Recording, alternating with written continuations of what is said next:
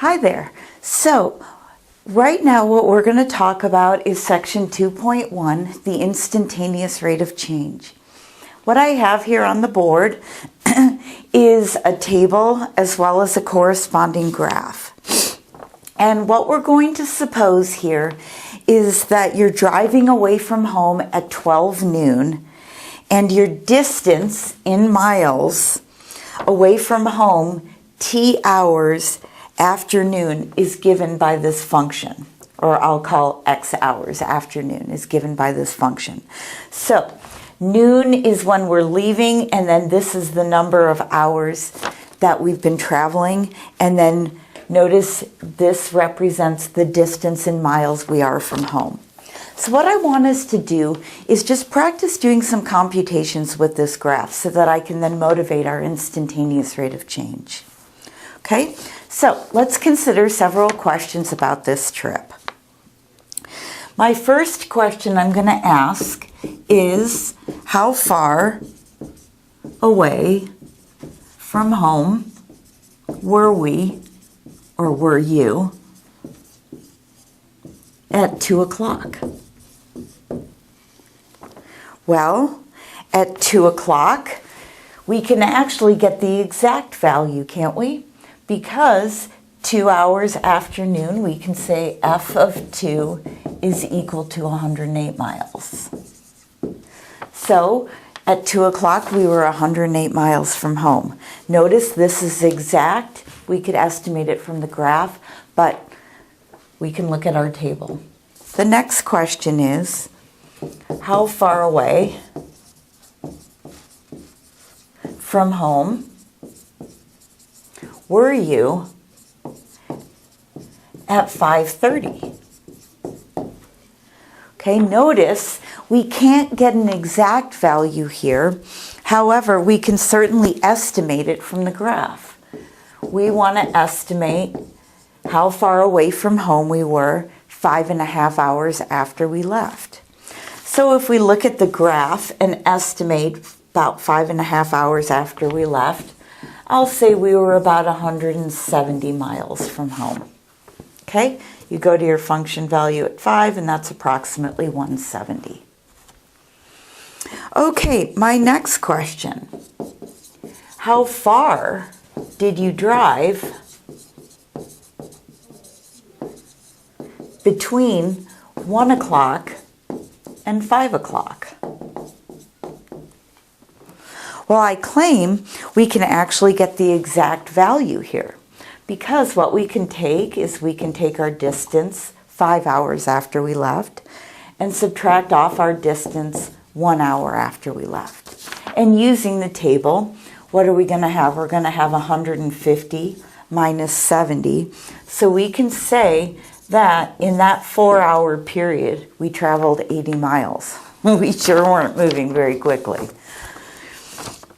All right, we can ask another question, very similar. How far did you drive between 2 o'clock and 4:30? Well, notice here we're going to have to do an estimation. Again, we want to find our distance 4.5 hours after we left and subtract off the distance from 2 hours after we left. Now again, this is an approximation, and we can use our graph and say, well, 4.5 hours after we left, we were about, let's say, 142 miles. And we can get the actual value from the table 2 hours after we left. We had gone 108 miles. So we can say that in 2.5 hours, we managed to go 34 miles. All right, so notice so far we're just talking about our distance. I'm going to change our question slightly. Now what I would like to ask is this.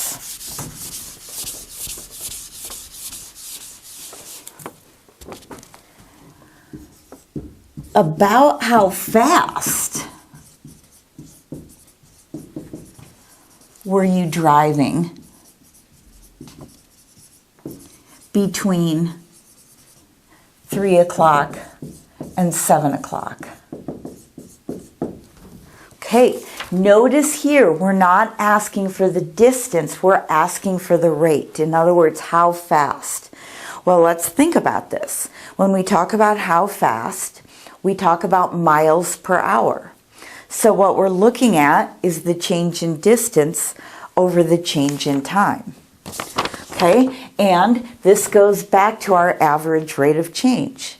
How do we do this? Well, we take our function value at 7 minus our function value at 3 divided by 7 minus 3. Notice this is distance in miles and this is time. We have our exact values. We can take 238 minus 126 and then divide that by 4. And I claim what we're going to get is 28 miles per hour. That is our average rate of change. Okay, now recall, when you're computing your average rate of change, what you're essentially doing is finding the slope of the line connecting those points. Okay? All right. Now, what if instead of me asking how fast were we going, I want to add real quick.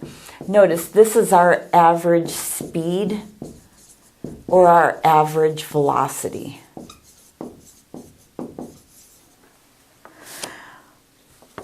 Okay, my next question is, were you driving faster at 2 o'clock or at 4 o'clock? Now, the first thing I want you to notice is this is not an average rate of change. We would be able to answer this precisely if we actually had looked at our speedometers precisely at 2 o'clock and at 4 o'clock. But this is all we have to go by. Okay? So, how do we answer that? Well, let's go back and look at our graph here. Okay? How do we know which time we were driving faster? Well, what we can do is look at how steep it is here. Notice the graph is steeper at 2 o'clock than it is at 4 o'clock. I think you'll grant me that if you were going to take an average rate of change near 2 o'clock, the slope of that line would be steeper than the average rate of change at 4 o'clock. So what I would say is 2 o'clock because the graph is steeper at t equals 2. All right, now my next question is as follows. How fast were you driving at 7 o'clock? Now this is a much more difficult question to answer at this point given the information we have. Okay, first thing I want to point out is we were not driving 238 miles per hour. Notice at 7 o'clock we had gone a distance of 238 miles. Okay, we're wanting a rate, so we're going to want to look at the change in distance over the change in time. But how do we answer this question? I mean, it's completely a legitimate question to ask. Well, what I'm asking for here is an instantaneous rate of change. Now, we're going to learn how to compute these sorts of things, but at this point, the best we can do with the information we have is to estimate. Okay? So, here we're wanting our instant velocity, and yes, if we had a speedometer that we could have looked at 7 o'clock, we would be able to answer this question right away. But at this point, the best that we can do here is we can estimate it. Well, how can we estimate this? Well, one thing we could do is say, well, we're interested in our instantaneous rate of change at 7 o'clock. what do we know? Well, we can certainly compute, for example, our average rate of change between 6 o'clock and 7 o'clock. And then we could do the same thing between 7 o'clock and 8 o'clock and maybe take the average of those. I mean, certainly it's a lot more optimal to look at the times nearby than say, well, let's look between 4 o'clock and 7 o'clock. So, how about we compute the average rate of change nearby? For example, let's look at between 6 o'clock and 7 o'clock. Well, wouldn't we take our function value at 7 o'clock minus our function value at 6 o'clock? And yes, that's just over 1 hour. And I think you'll grant me that using the values for our table, 238 minus 180, we get 58 miles per hour. Okay? Now, what if someone says, well, I don't want to go to the left, I want to go to the right? We could certainly do that. We could look at our distance at 8 o'clock, subtract off our distance at 7 o'clock, and again, that's just a 1 hour time period. And using our function values from the table, look at that. We would get 98 miles per hour. These are very different answers, okay? Notice what we're doing here is we're finding the slope of the line between 6 and 7, and then between 7 and 8. And we do see that this is a lot steeper here. Well, one thing that we could do is say, well, it's probably somewhere in between. So if we take the average of these two values, we could say it's approximately, we were going about 78 miles per hour. Now, I think that it would be better if we had more information and instead of going the distance between 6 o'clock and 7 o'clock, we could look at the distance between 6:55 and 7 o'clock or 6:56 and 7 o'clock. In other words, take smaller and smaller intervals and compute those average rates of change and see that we can get something that's a better approximation. This is essentially what we're going to be looking at in this section. All right, so what I'm going to do is erase this entire example, and I'm just going to draw a picture up on the board here and say that, suppose this is my function, and I'm going to call this f of x, and this is my point A, okay? What I want to know is what is my instantaneous rate of change at my point A. Okay, now this is called the rate of change of f at A. I suppose you could put it that way. Well, how can we get the instantaneous rate of change of our function at A? One thing we could do is say, well, let's scoot over a distance. Let's scoot over a distance of h. If I scoot over a distance of h, then I claim that this point here is a plus h. So this ordered pair here is a f of a, and this point right here, moving over h, is a plus h, f of a plus h. And then what we could do is find the average rate of change between those two values. Well, what would that look like? What that would look like is as follows. Slope of a line is the change in function value, so f of a plus h minus f of a all over a plus h minus a. Change in our function values over the change in our independent variables. Well, we can at least make this look a little bit cleaner by taking f of a plus h minus f of a. Notice my a's cancel, and I'm just left with an h in my denominator. Okay? Well, this certainly gives us the average rate of change between these 2 points. But we want to fine-tune this. What we want to do is keep taking points closer and closer to A so that we get infinitely close to A. And what we can then say is that the slopes of those lines are going to approximate exactly what it is that we're looking for here, which is our instantaneous rate of change. So what we want to do is as follows. We want to let h get smaller and smaller. We call this a limit. I'm going to say we're going to let h go to 0. Now clearly we can't let h be 0 because then this is an undefined term here. Okay? Each of these lines that we're looking at between A and A plus h, those are called secant lines. And what we're going to do is look at the slopes of those secant lines.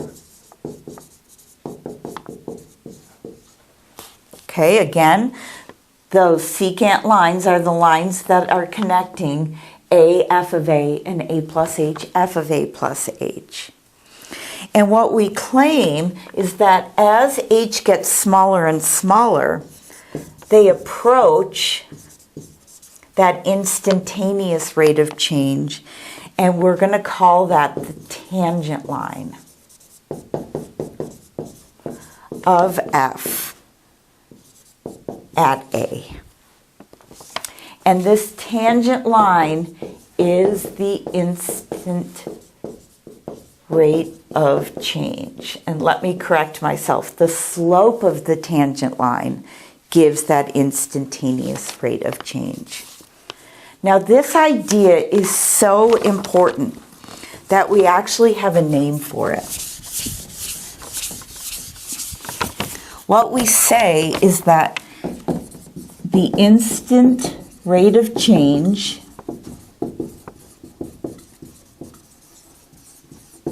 of f at a point x equals A is called the derivative of f at A. And it's written like this. And the way we say this is we call this f prime of A. Okay? Now, what I want to say is as follows. When you are talking about the instant rate of change or the derivative at this point, what you are looking at is the slope of the tangent line. And the way I think of my tangent line is as follows. I'm going to just redraw the graph. If this is my point A, my tangent line, the way I think of it is as follows. The tangent line is the line that best approximates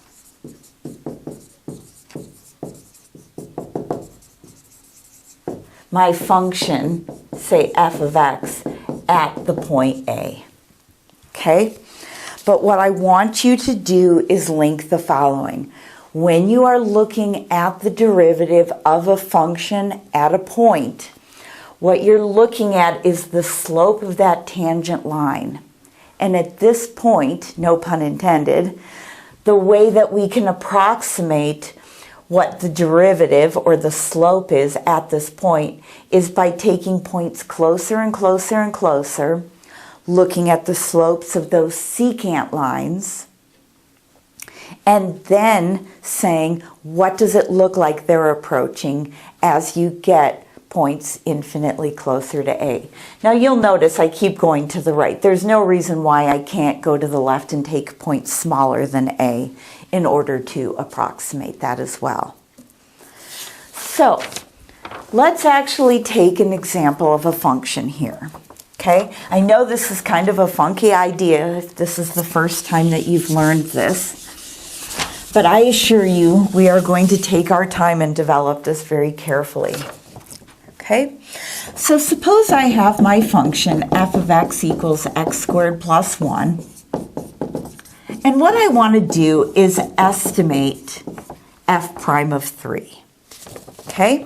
In other words, I want to estimate my instant rate of change at the point x equals 3. Now, this is a function that we can certainly deal with. We know that the graph of f of x equals x squared is our general parabola, and when you add 1 to a function, we know that that shifts our graph up 1 unit.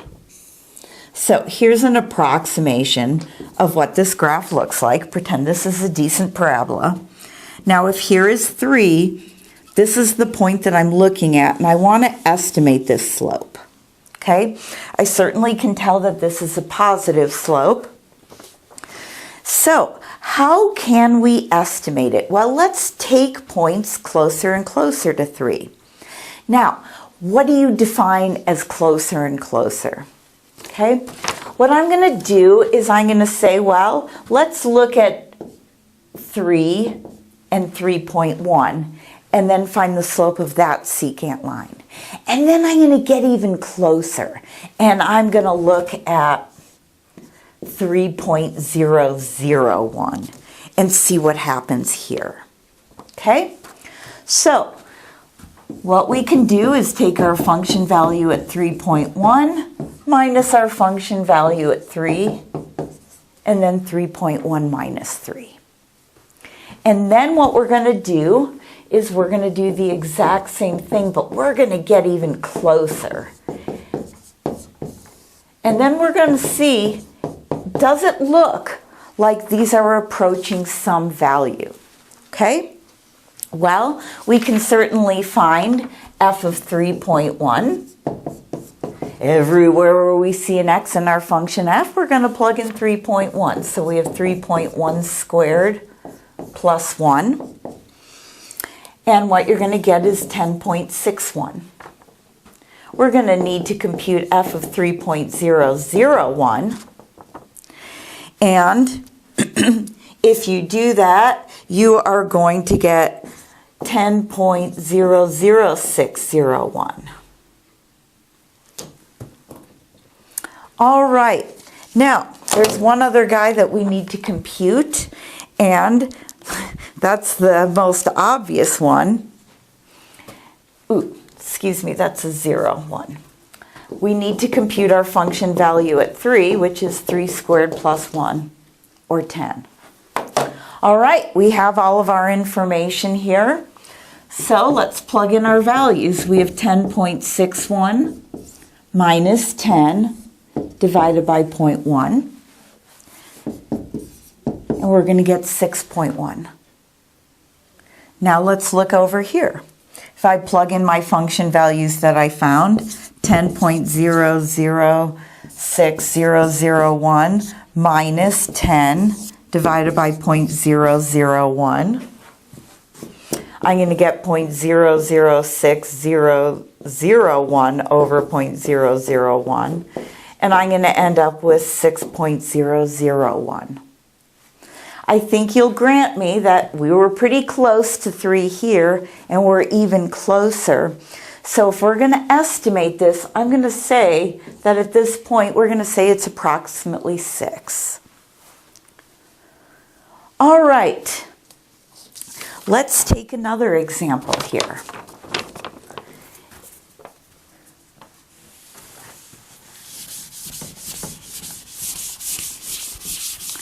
Now what I'm going to do is I'm going to take an exponential function. I'm going to take 0.8 to the power of x. And what I want to do is estimate my derivative. Let's say at the point 2. All right, now this is a familiar function. Notice it's an exponential function. And since my base is between 0 and 1, we know that it's a decreasing or decaying exponential function. So we can approximate our graph and say it looks about like this. So if this is my point at x equals 2, that's the slope that I'm wanting to estimate. Now, first thing I'm going to do is back off, and I'm going to say, the slope of this line is negative. Why do I say that to myself? I always like to get the intuition behind what it is that I'm computing, because then in case I make some sort of numerical error, I can look at my answer and say, nope, that doesn't make sense. All right, so I'm going to estimate this in much the same way. What I'm going to do is I'm going to take my function value at 2.1 minus my function value at 2 over 2.1 minus 2.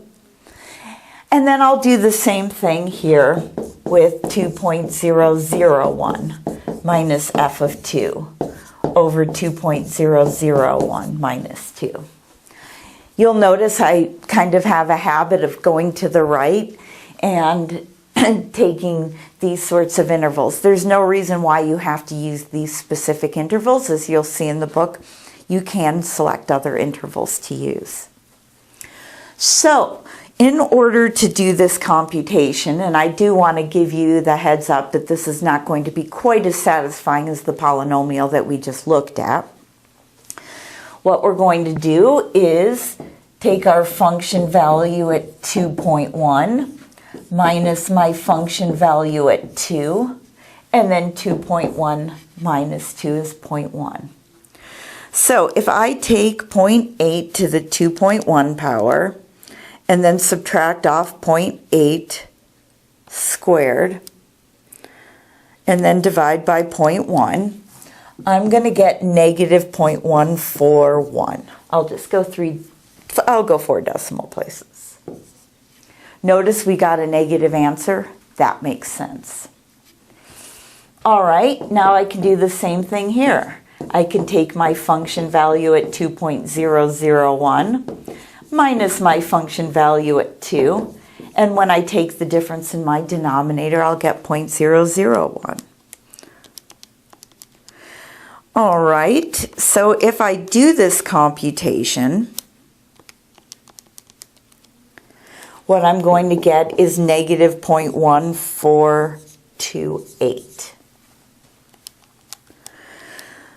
So, what can we say that this is approaching? Well, what we can say that this is approaching is, well, it's 0.1412, negative 0.1412, negative 0.1428, and actually one of the things that we're going to learn is that to 4 decimal places we actually have this. But what I would say at this point is it's approximately negative 0.14. And notice the fact that we got a negative slope completely matches up with the fact that the slope of this line is negative. All right, now, because I did a table problem before to motivate this whole thing, let's also then use a table in order to estimate our derivative. So suppose I have the following table.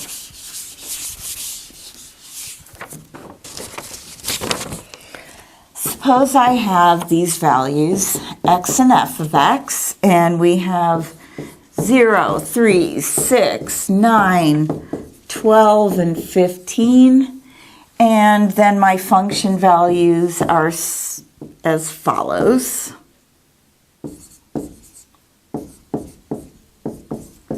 And what I want us to do is estimate f prime of 12. Now, if we want to estimate our derivative at 12, well, there's not a lot of options to get as close as we did, for example, with our previous example, okay? What we want to do is look at whatever values we have closest to 12. So what I'm going to say is that our 2 closest intervals are from 9 to 12 and then from 12 to 15. So what I'm going to do to make the best estimate that I'm able is compute the average rates of change in these intervals, and then I'll average them together. So for this first portion here, what we're going to do is we're going to take our function value at 12 minus our function value at 9 divided by 12 minus 9. Well, fortunately, all those values are given to us. 74 minus 65 over 3. We get a really nice, sweet little answer there of 3.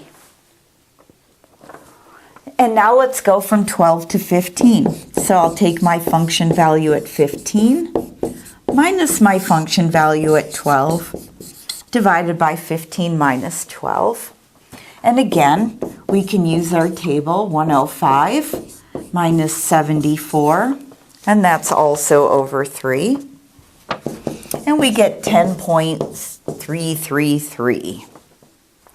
Just going a few decimal places. All right, again, just like with that driving problem that we started this section with, we're getting some very different values here. So what I'm going to say is as follows. The best that I can do is say that my instant rate of change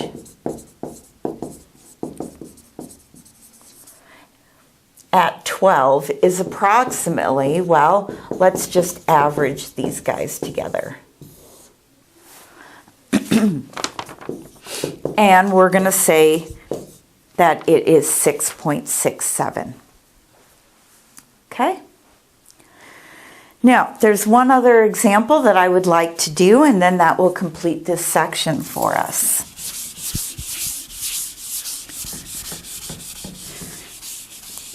And again, if this seems funky right now, we're just developing the ideas. What I'm really wanting to do is take the idea of our average rate of change and looking at those in order to approximate what we call our instantaneous rate of change.